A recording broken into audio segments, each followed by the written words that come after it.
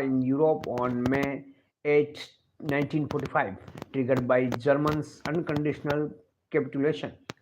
The United Kingdom, despite its triumphal status, found its global standing diminished.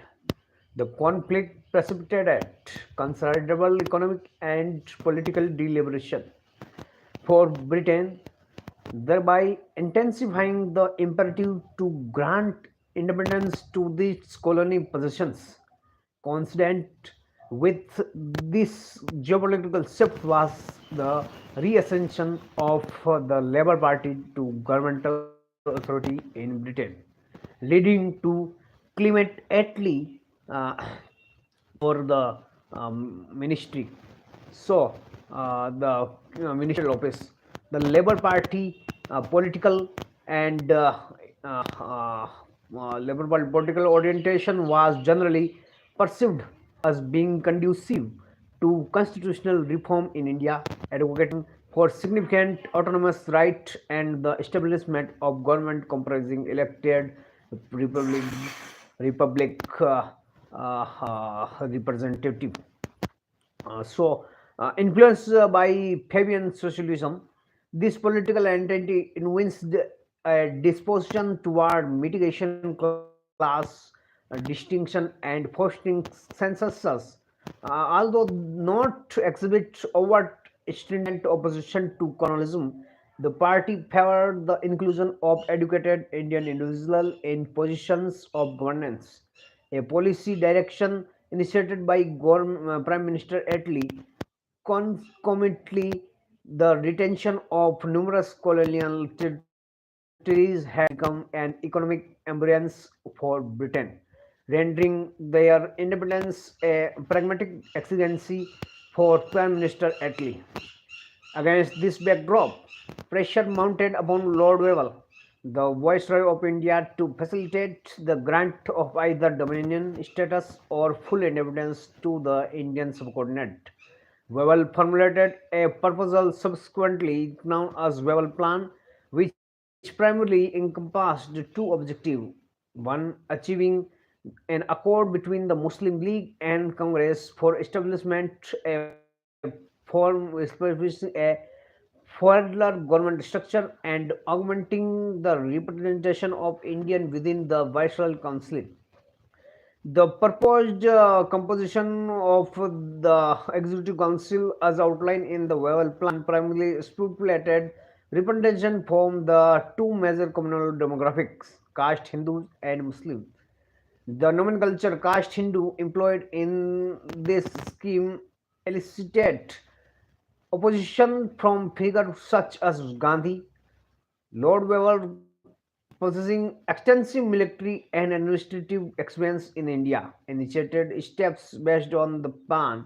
However, the proposed framework did not garner widespread assent among the Indian populace. Furthermore, inherent structural issues such as the interplay between provincial autonomy and central authority, the prerogative of princely state perceived as inherited rather than populous right, and the potential for internal strife and civil conflict posed significant challenge to the successful implementation of Wavell policy.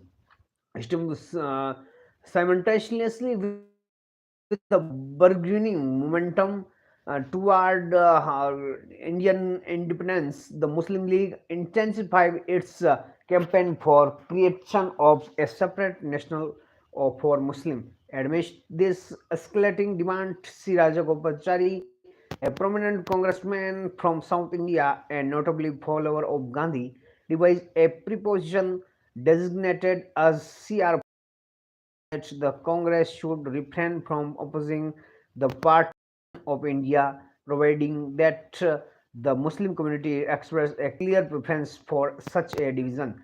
This proposal uh, encountered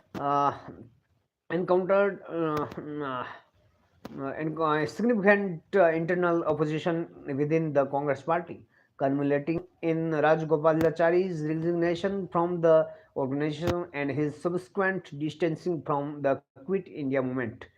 Following this release from inheritment on 5th May 1944, Gandhi extended an invitation to Muhammad Ali Jinnah for discussion concerning the two-nation theory and the issue for partition, utilizing the C.R. Das formula as the foundational basis for these deliberations.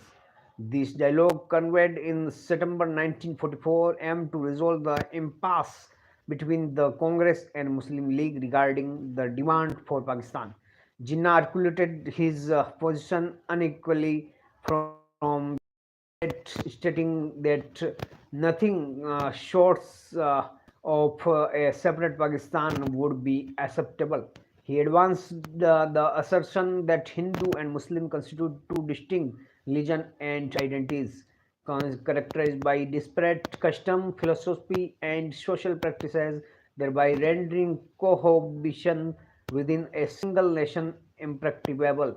Jinnah contended that a division of the existing territory into separate states for Muslims and Hindus would be the most propitious course. Gandhi conversely endeavored to pursue Jinnah, contending that the matter of partition was an internal Indian concern to be resolved by Indians themselves subsequent to the attainment of complete independence. He questioned the rationale of British involvement in this particular issue and suggested that a resolution could be reached through mutual deliberation or a national plebiscite following the achievement of independence. Gandhi held a conviction shared by Rajagopalachari but consented by the numerous other Congress leaders that a subsequent segment of the Muslim populace harbored respect for India's syncretic culture heritage, Ganga Jamuni Tahzib, and considered India their cultural provenance, implying a potential alignment with Congress and nation unity objective. The protracted negotiation between Gandhi and Jinnah spanned 2 weeks across various stages. Gandhi proposed that the Muslim League endorse the demand for Indian independence and cooperate in establishing an interim government for a transitional period. He further suggested the constitution of a commission to demarcate Muslim majority district and the conduct of a plebiscite within the delineated area to ascertain the population support for a separate nation. Jinnah found the preposition of deciding partition through a plebiscite objectionable, maintaining that the executive authority to determine the creation of separate nation for Muslim solely within Muslim, and that non-Muslims should be precluded from this decision-making process. The inability to achieve concordance on this fundamental point resulted in the failure of Gandhi-Jinnah talk. In subsequent attempt to address the constitutional complexity, Viceroy Lord Vogel convened the Shimla Conference in 1945. Predicted on his earlier plan, this assembly held at the Viceregal Lodge in Simla involved discussion between Lord Vogel and prominent Indian political figure. At this juncture, the British intention to withdraw from India had become discernible, and the conference was primarily focused on outlining the structured framework of post-independent India. On 1945, Lord Webber formally proclaimed a blueprint of a restructured executive council, stipulating that all members, with the expansion of Viceroy and Commander-in-Chief, would be Indian nation. His council was intended to function until a permanent constitution for India finalized, with the provision that all portfolio excluding defense would be assigned to Indian member. However, the conference encountered an insurmountable impasse concerning the selection of Muslim representatives. The Muslim League asserted its execution claimed to represent the entirety of India's Muslim population and consequently declined to endorse any proposal that allow for the appointment of Muslim representative by Congress leadership.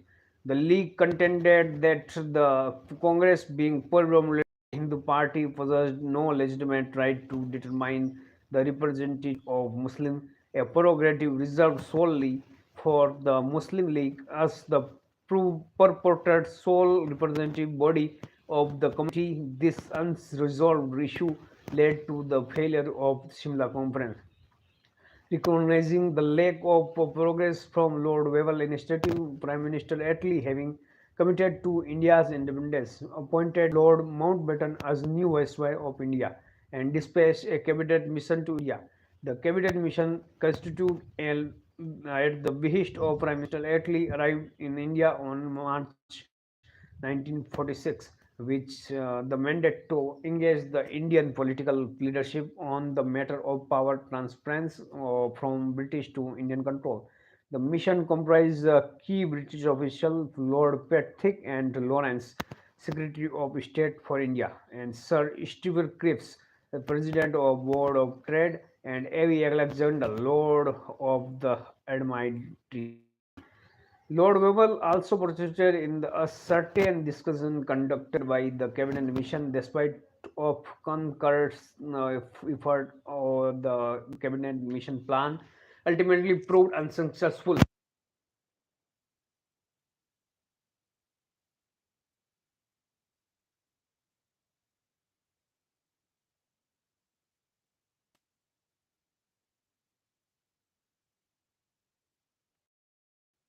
Mountbatten in succession to Lord Webber.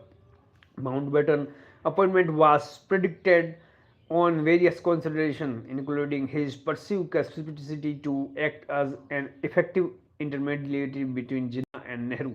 A notable distinction between Wavell and Mount Wavell lay in the latter support for the two-nation framework.